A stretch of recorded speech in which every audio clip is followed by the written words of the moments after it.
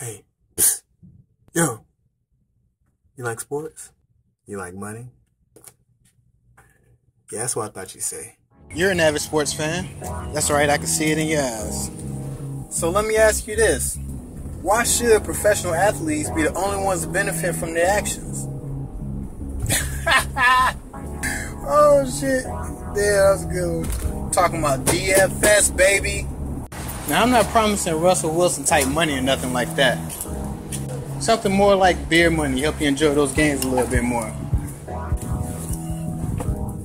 And with a little time and a little help, okay, maybe a lot of help, you'll be making a lot more money than just that. The best part is it could be a year-round endeavor. NBA, Major League Baseball, but for now we're going to focus on the NFL. Start with a few basic DFS tips, and then we'll move on to a few sharp picks for Week 5. So to get started, Step 1, sign up. DraftKings, FanDuel, whatever you choose to do. Just know you got to be in it to win it. Step 2, practice. You got to know that you can actually win before you go head in, right? So first do a few head-to-heads, 50-50s, get a feel for the game. Now that you've lost a few, here's how you pick them. It's simple. Don't pick up anybody who isn't going to start. You don't want anyone who isn't going to touch the ball. Your most valuable positions are running back and receiver. They yield the most points. You want running backs who are going to get the most touches, and preferably a catcher running back for PPR leagues such as DraftKings, and wide receivers who are going to get the most targets. Make sure you always pick these positions first. You also want to pay attention to matchup. If your favorite receiver is playing at Jets tonight, chances are higher that he may end up on Reaver's Island all night long. So take this into account. I personally choose tight ends, QBs, defense, and kickers last. You don't need the most expensive, just don't get a fuck up, and definitely not a bench player. Quarterback is the only position that's going to have the ball in his hand every single snap. So even a garbage QB is going to have the potential for a big game, right? I say don't pay up too much for a great QB who might have a bad game and burn your ass. Also, this leaves more money for better running backs and receivers. Now, let's get into some of these picks. I'm going to start off with one of my don'ts. Now, I'd like you to name the running back of the year up to this point right now.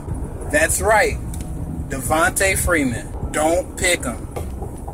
I know. I'm not negating the brother's talent. Hell, as soon as I saw Coleman go out in week 2, I picked up Devontae Freeman twice in a row. Cashed out on 6 touchdowns. But this week, you might want to be a little cautious. You don't want to be caught with your dick in your hand when that bubble pops. I mean, the Falcons are playing the sorry-ass Washington Redskins, and they're playing in the Dome. But what people fail to realize that is as garbage as Washington is, they have one of the top-rated defenses against the run. Not to mention Coleman will be back this week, so he's going to take a few of those touches. Not all of them, but a few. Yeah, I'll pass. Side note, that being said, Leonard Hankerson might be in for a big game. Hanktown. What's going to be his nickname? He's quite easily overtaking Roddy White as the number 2 receiver behind Julio Jones, and you know the Falcons love to air it out. Still looking for a decent running back? Le'Veon Bell. Easy as that. He's going to be up against San Diego's defense this weekend. So what about San Diego's defense? Who gives a fuck? It's Le'Veon Bell. Le'Veon's floor is probably higher than any RB2 ceiling this year. And he probably got more catches than Antonio Brown so far too. Remember, PPR. And Vic's is quarterback this weekend, so yeah, pay up for this guy. The last good picks I'll have for you guys this weekend are going to be 2 tight ends. I know I said to pick these guys last, but you got to pick one anyway, and it'd be nice to have one that'll get you double digits.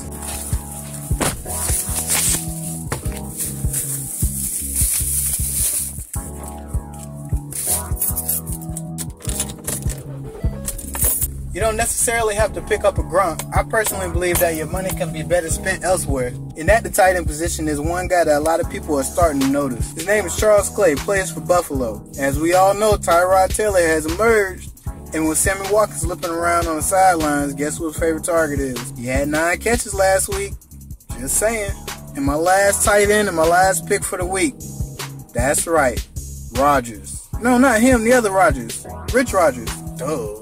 I almost made the mistake of paying too much for another tight end who wasn't even going to be starting as it turned out. Guess who I found for $2,800 on DraftKings? He's the real deal. If anybody's been watching Green Bay, you know. Get that guy. So that's all I have for you guys this week. I really want to see some of us minnows take a couple nibbles out of those sharks out there. So let's have a productive weekend and let's build these bankrolls. NBA season's right around the corner.